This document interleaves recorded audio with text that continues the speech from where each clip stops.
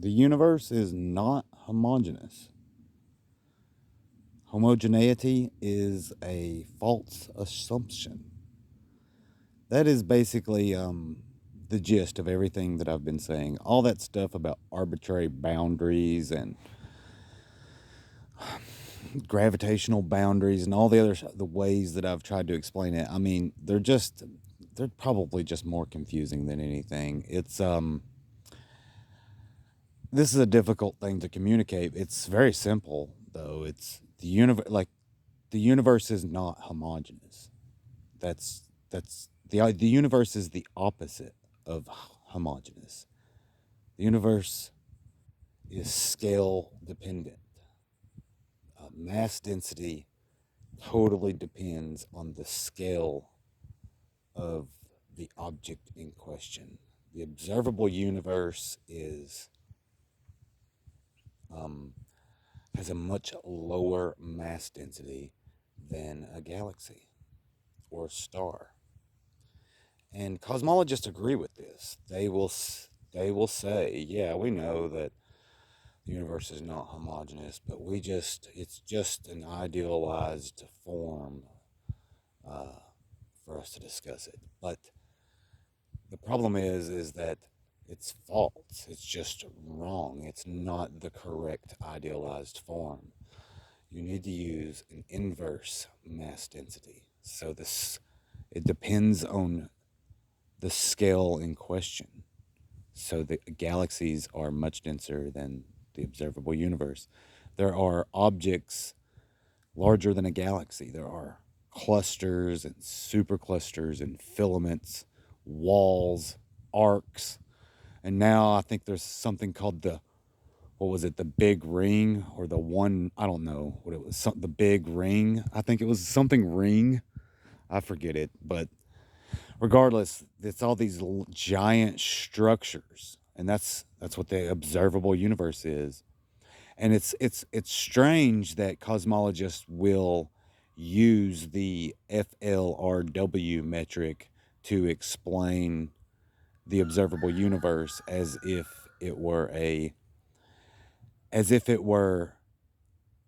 an object itself, but then doesn't consider actual objects within the observable universe. But regardless, when you do this, when you correct the mistake of homogeneity and use a scale dependent mass density, you end up with a uniformity, again, similar to homogeneity, in that there is a uniform gravitational acceleration, this new parameter that's not used in modern cosmology, but it's the old Newtonian parameter, just g, lowercase g. And so this allows you to easily transition between the different scales if you use a uniform gravitational acceleration. And it's not necessarily uniform. Obviously, galaxies have a higher, like objects within the observable universe will have a higher gravitational acceleration. So it's more like a minimum threshold.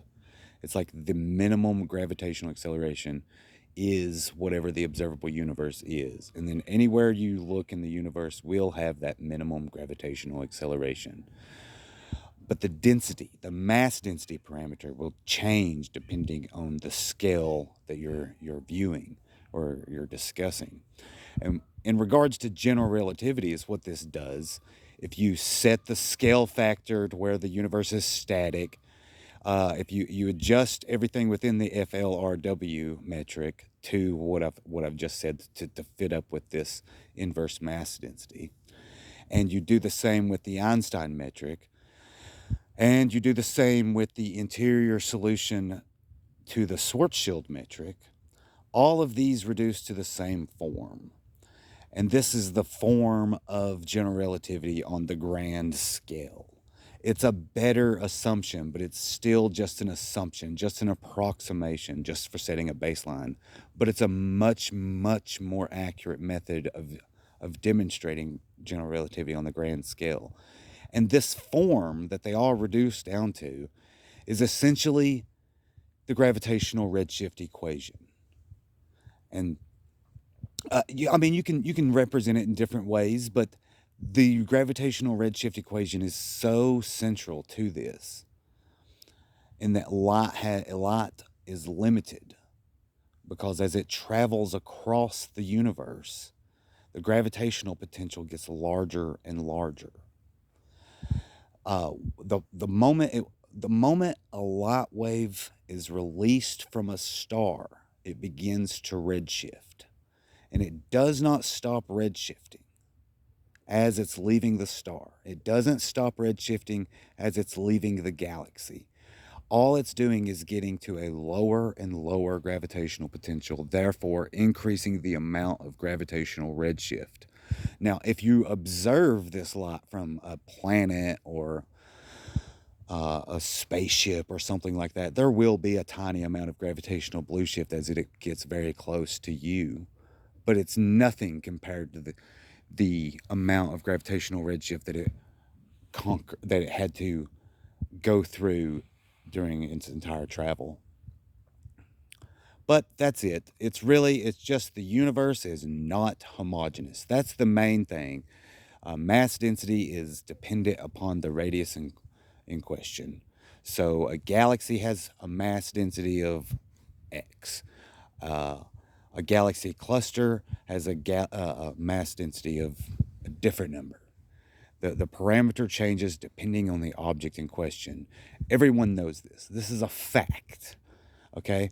But cosmology, for some reason, they went with this homogeneous theme and they've just stuck with it. They even rearranged the cosmological principle to fit homogeneity. And the cosmological principle was never intended to define the density parameter. The cosmological principle is just a way of trying to express an idealized version of the universe. And the cosmological principle basically says that, if we're here, the universe should look approximately the same as if we're way over there. The universe should look approximately the same for all observers. And so what I'm saying totally aligns within the cosmological principle. It even fits better because within the Big Bang Theory, the universe looked different a billion years or a trillion years ago. Or it didn't even exist a trillion years ago, according to the Big Bang Theory. So observers in the past and observers in the future see a different universe. But if the universe is static, then the cosmological principle holds over time. And so it's actually a stronger, this idea of no homo cosmology is a more accurate representation of our universe. And that's essentially what I'm trying to say. I hope that didn't overcomplicate things anymore. It's such an absurd topic, and experts don't care, but if you want to try to understand this, I urge you to just keep on reading. I mean, there's all kinds of good resources out there, but be cautious into what they're saying. You have to try to understand what they're saying, and then you have to fit it in with your understanding, and you have to try to match up and see where there's differences, and you have to be very, very honest with yourself. And it's a struggle, but it's well worth investigating these topics. I promise you. Anyways, you have a great day. I'm going to finish my nap.